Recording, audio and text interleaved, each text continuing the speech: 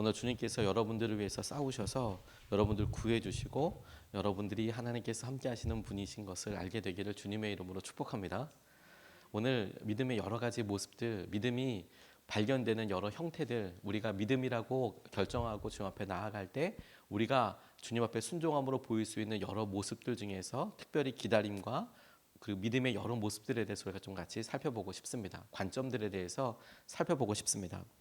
바로가 뒤늦게 자신이 속았다라는 것을 알았습니다. 이스라엘 백성들이 예배드리러 나가겠다고 했지만 그대로 그들이 광야를 넘어서 약속의 땅 가나안 땅을 향하여 간다라는 사실을 뒤늦게 이제 알게 된 것입니다. 그래서 급하게 이스라엘 백성들의 뒤를 쫓도록 병거와 군사들을 보냈다라는 이야기인데, 주님의 보호를 받으며 당당하게 나갔던 이스라엘 백성들도 이러한 소식과 또 이집트의 군대들을 보니까, 애굽의 군대를 보니까 마음에 동요와 소요가 일어나기 시작했습니다. 당장 다시 잡으러 오고 그 잡으려고 하는 압도적인 위용이, 모습이 혹여라도 자기들을 해하거나 혹은 그전보다도 훨씬 더 못한 삶을 살게 하거나 혹은 죽거나 할 수 있는 여러 시각적이고 구체적인 그런 위협이 됐었던 것을 보게 됩니다. 그런데 하나님께서 이러한 일들을 의도적으로 계획적으로 하고 계시다라는 사실에 우리가 주목하고 싶습니다. 가던 길을 되돌아서 그들이 홍해 앞에 서게 됐을 때 하다못해 바로가 갖게 될 마음까지도 하나님께서 말씀하시고 그들 가운데 일어나는 증거들을 오늘 보게 하여 주시는 것입니다.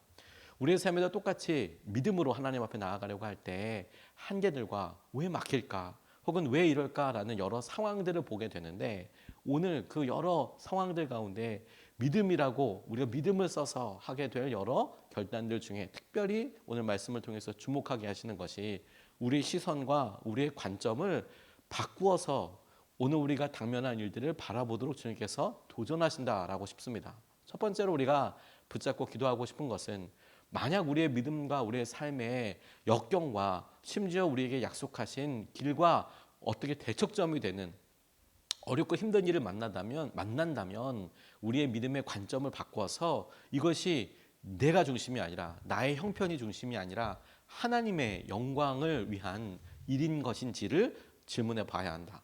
바꿔봐야 한다라는 것입니다. 우리는 우리의 어려움과 우리가 당면한 일로 인하여서 기도를 시작하게 됩니다. 이건 지극히 본능적이고 당연한 일이겠지만, 그렇게 시작해서 하나님께서 약속도 은혜도 심지어 주님께서 그만큼의 수준으로 우리에게 말씀하시기도 합니다. 그래서 나아가는데, 그런데 계속해서 문제가 봉착되고 오히려 더 위기로 가게 될 때에 이 일의 목적을 바꿔보는 것만으로도 우리가 느끼고 있는 압박감과 우리가 지금 느끼고 있는 좌절감의 거의 모든 것들이 해결된다고 싶습니다. 무슨 말이냐? 하나님의 영광이라는 관점을 살펴보아라. 이 일은 하나님께서 영광을 드러내시기 위한 일이다라고 다시 한번 우리의 관점을 고쳐보아도 하나님께서 하신 은혜를 누릴 수 있겠다고 싶습니다. 4절 말씀을 보면 이렇게 나와 있습니다. 내가 바로의 고집을 꺾지 않고 그대로 둘 터이니 그가 너희를 뒤쫓아올 것이다. 그러나 나는 바로와 그 군대를 물리침으로써 나의 영광을 드러낼 것이니 이집트 사람들이 이것을 보고서 내가 주님임을 알게 될 것이다. 이스라엘 자손은 모세가 시키는 대로 하였다고 이야기하고 있습니다. 여기까지만 해도 모세는 홍해가 갈라질지 어떨지에 대해서 몰랐습니다. 다만 지금 드러나는 현상과 지금 드러나는 현실은 뭐냐면 바로가 군대를 엄청 보내버렸다는 거예요. 뒤쫓아오고 있다는 거예요. 자기들은 하나님의 말씀하신 대로 길을 틀어서 홍해 앞으로 진을 쳤다라는 것입니다. 이 상황에서 하나님께서 이집트의 군대가 오는 것을 설명하시기를 당신의 영광을 위해서 이와 같은 일을 하게 될 것이다 라고 말씀하고 계세요. 그리고 하나님의 영광이라는 말이 구체적으로 설명되어 있는 것이 무엇이냐면, 내가 주님임을 알게 되는 날, 이 일을 통해서 하나님이 하나님이심을 알게 되는 일, 그게 일어나게 될 거라는 겁니다. 그러니까 하나님께서 영광을 드러내시겠다라고 이야기할 때 그 일은 구체적으로 어떻게 드러나는 것이냐, 이집트 사람들에게나 이스라엘 사람들에게 하나님이시구나, 하나님이 일을 하시는 거구나, 이 일을 하나님이 하셨구나, 주님이 하셨구나 라는 것을 알게 되고 고백하게 되는 일들로 일어나게 될 것이다. 그게 하나님의 영광이고, 그 영광을 위해서 이스라엘 백성들이 지금 가던 길도 돌아서 홍해 앞으로 가고 이집트 사람들의 군대가 쫓아오기도 하고 절체절명의 순간으로 내몰리는 것처럼 가는 이유가 하나님의 영광, 하나님이 하나님이신 것을 드러내기 위해서라고 이야기하고 계시는 거예요. 이스라엘 백성들의 입장에서 관점에서 보면 이렇습니다. 아니 출애굽을 했는데 왜 이런 어려움이 있는 거야? 아니 잘 가던 길을 왜 돌아서 홍해 앞으로 가는 거야? 아니 이집트 군대가 있는데 여기서 왜 진을 치는 거야? 왜 여기서 기다리는 거야? 진을 쳤다라는 것은 그곳에서 수경 텐트를 치고 그곳에 머문다는 얘기 아닙니까? 아니 빨리 1시라도 1분이라도 빨리 도망가야 될 텐데 군대가 병거를 타고 왔는데 왜 여기서 지금 기다리는 것처럼 머물게 되고 왜 홍해 앞으로 가고 모든 일들 다 자신들의 어떤 안정과 자신들에게 있을 평안함을 놓고만 본다면 우리 이스라엘 이렇게 관점을 본다면 이 일이 설명이 안 되는 거예요. 왜 이렇게 어려움이 있게 되는가? 그런데 하나님께서 모세에게 응답하시고 대답하시기를 이 일은 내가 주님인 것을 내가 너희들의 주님일 뿐만 아니라 이 세계를 다스리는 분이시라는 것을 드러나게 되는 그런 일이 될 거야. 그래서 우리의 위기도 우리의 어려움도 하나님께서 계획하신 것 안에 이 일을 통하여 주님이 주님이심을 드러나게 된다면 하나님 감사할 수 있겠군요. 하나님 이 일을 통해서 더 놀라운 은혜를 드러나게 하시겠군요. 이게 중심이라는 것입니다. 주님은 당신의 일을 해 가실 때 우리를 주의 은혜의 통로, 은혜의 수단으로 사용하십니다. 우리와 함께 하시는 주님의 드러나심으로 인하여서 하나님이 어떤 분이신지를 우리에게 드러내십니다. 그런데 우리의 상상력의 한계는 우리를 중심으로 생각하다 보니 하나님이 하나님이시려면 우리가 어려움에서 고통 가운데에서 해결되고 혹은 더 편안한 길로 바뀌는 것으로만 생각을 합니다. 그런데 여러분 하나님의 영광을 놓고 생각을 해보면 때로는 우리가 하나님께서 허락하신 여러 상황들 가운데 묵묵히 그 길을 가는 것, 심지어 고난 가운데 있는 것, 홍해 앞에 서는 것, 이집트 군대가 쳐들어오는 것, 그런 조급함과 급박함조차도 하나님은 얼마든지 당신의 영광을 드러낼 수 있는 통로로 삼으신다는 사실에 우리가 믿음으로 주목해야겠어요. 그런 여러분, 하나님은 지금 우리가 혹여나 고난을 받고 어려움 가운데 있다고 하실지라도 얼마든지 하나님은 당신의 영광을 위하여 우리를 사용하고 계시는 것입니다. 우리가 심지어 아프고 어렵더라도 다니엘의 세 친구들이 풀무불 앞에서 절하지 않았습니다. 절 안 하면 느부갓네살 왕이 분명히 죽이겠다, 풀무불 안에 넣겠다고 했지만 절하지 않았습니다. 그러면 대부분의 사람들은 그렇게 하지 아니하실지라도 고백하는 그들의 믿음을 따라서 풀무불에 들어가지 않거나 비가 갑자기 와서 풀무불을 끄거나 그런 일들만 생각하게 되지만 그 본문에서 놀라운 것은 결국에는 풀무불 안에 들어가게 되었다는 사실입니다. 그리고 하나님께서 드러나시고자 했던 진짜 모습이 드러나는데 풀무불 앞에서 꺾이지 않게 하나님을 붙잡고 의지하는 사드락과 메삭과 아벳느고 이 세 사람이 풀무불 앞에서 구원받는 게 하나님의 뜻이 아니라 풀무불 안에 들어갔는데 그 세 명 가운데 함께 하시는 네 번째 사람, 하나님의 아들 같기도 하고 신의 모양을 하고 있던 네 번째 사람으로서 불 가운데에서도 그들이 상하거나 타거나 다치지 않고 기다리시고 함께 하시는 하나님의 임재와 하나님의 영광이 드러나는 것이 하나님께서 그 장면에서 그 믿음의 순간에서 보이고자 하셨던 진정한 모습이었다라는 것이에요. 풀무불에 안 들어가는 게 아니라 풀무불에 들어가서도 하나님께서 지켜주시고 우리에게 거룩한 삶을 살게 하여 주시는 거구나. 오늘 여러분 우리의 삶에 하나님께서 우리를 출애굽하게 하셔서 하나님 우리에게 약속하셨던 것을 실제가 되게 하시기 위해서 우리를 이끌어 가실 때 최선의 것을 위해서 하나님 예배하신 최선의 것을 위해서 오늘 최고의 선택을 주님께서 우리에게 말하신다며 요구하신다면 우리의 시선과 우리의 상황을 바라보는 관점과 우리의 눈빛을 바꿔서 이 일은 우리의 삶은 하나님의 영광을 위한 삶이라. 이 일은 하나님의 영광이 드러나기 위한 삶이라. 주님께서 그렇게 우리를 이끌어가고 계세요. 두 번째로 주목하고 싶은 것은 그들 가운데 있었던 기다림에 대해서 주목하고 싶습니다. 오늘 이스라엘 백성들에게 보였던 믿음의 한 형태, 믿음의 모습들 중에서 우리가 발견하는 놀라운 모습은 하나님의 영광이라는 말과 맞추어서 기다림이 믿음이더라는 사실이에요. 그들에게 요구하셨던 것이 잠잠히 지켜보라, 기다려라, 어떤 일이 있는지 보라라는 것입니다. 13절과 14절까지 말씀을 보면 이렇게 나와 있습니다. 모세가 백성에게 대답하였다. 두려워하지 마십시오. 당신들은 가만히 서서 주님께서 오늘 당신들을 어떻게 구원하시는지 지켜보기만 하십시오. 당신들이 오늘 보는 이 이집트 사람을 다시는 볼 수 없을 것입니다. 주님께서 당신들을 구하여 주시려고 싸우실 것이니 당신들은 진정하십시오라고 이야기하고 있습니다. 두려워하지 말고 가만히 서서 오늘 하나님께서 어떻게 여러분들을, 저희들을, 우리들을 구원하시는지를 보십시오.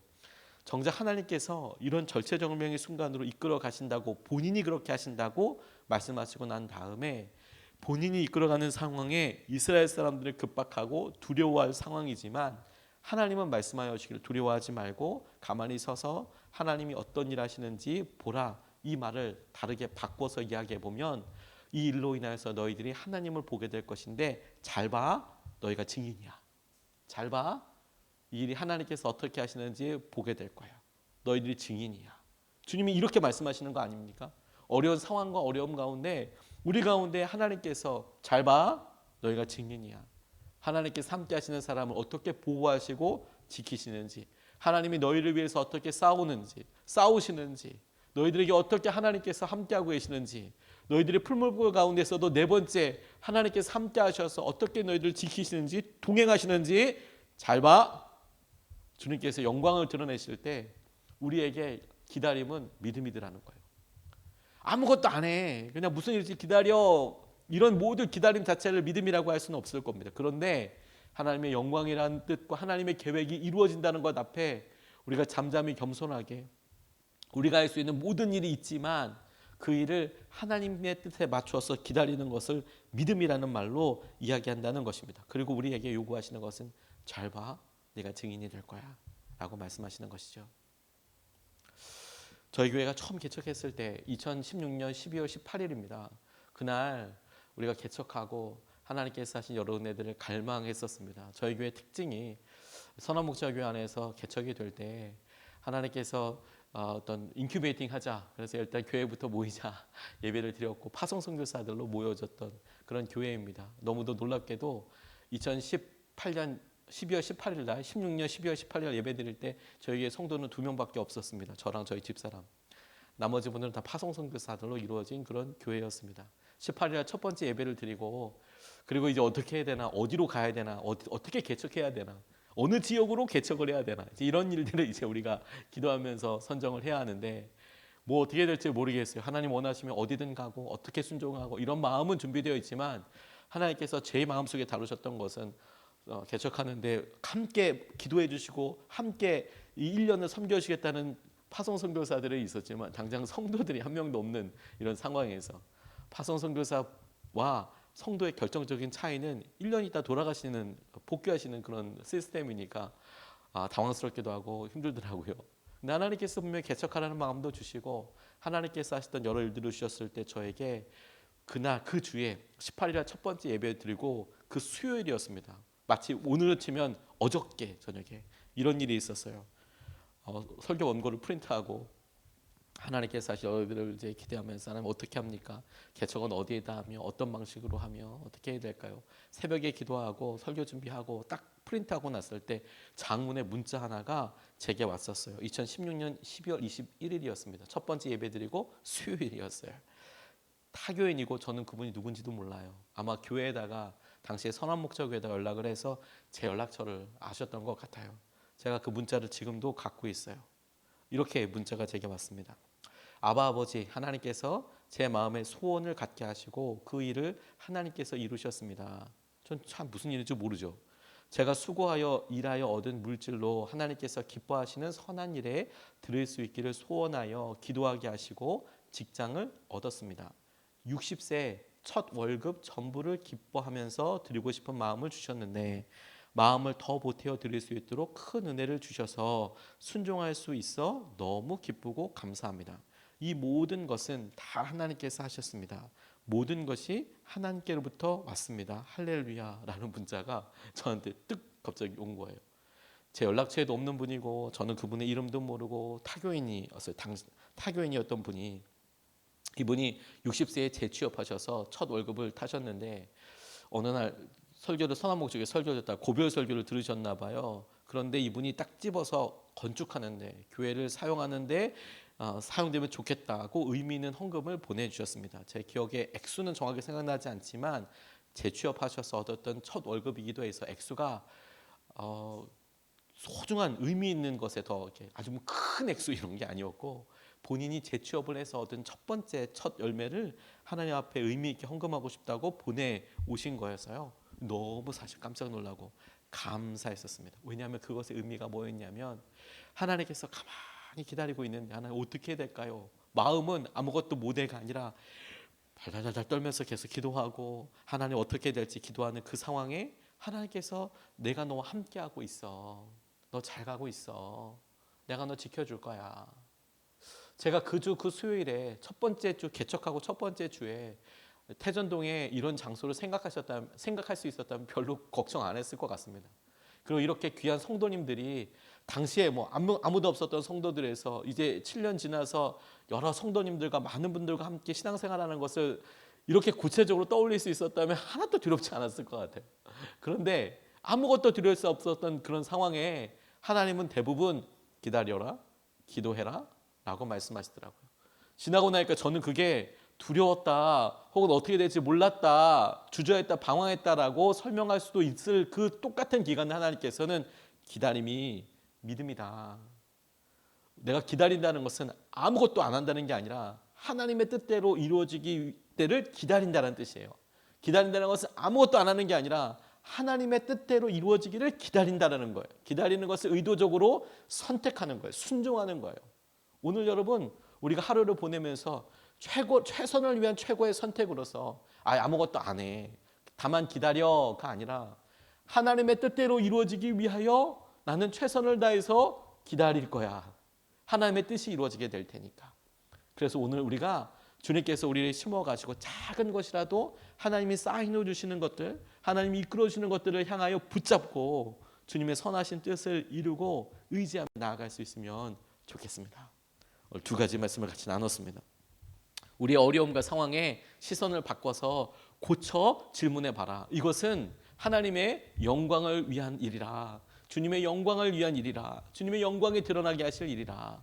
그러면 우리의 고백과 기도 제목과 간절함이 달라질 것입니다. 두 번째, 기다림이 믿음입니다. 기다린다는 것은 아무것도 안 하는 것만이 아니라 하나님의 뜻이 하나님의 뜻대로 이루어지기로 내가 보게 될 것을 기다린다라는 뜻입니다. 오늘 우리 가운데 이 믿음이 우리에게 실제이고 능력이 되기를 우리가 기도하면 좋겠습니다. 두 번 나눠서 기도하겠습니다. 첫 번째, 주님, 우리의 시선을 열어주셔서 주님의 영광을 보게 하시고 주님의 영광을 위하여 살아가게 하여 주십시오. 하나님, 우리의 편안함과 우리의 건강함을 넘어서는 주님의 영광과 주님이 이 땅 가운데 함께 하시는 것을 보여드리는 통로가 되게 하여 주시고 주님의 영광을 위해서 살아갈 수 있도록 우리를 붙잡아 주시옵소서. 우리가 첫 번째로 같이 함께 기도하시겠습니다.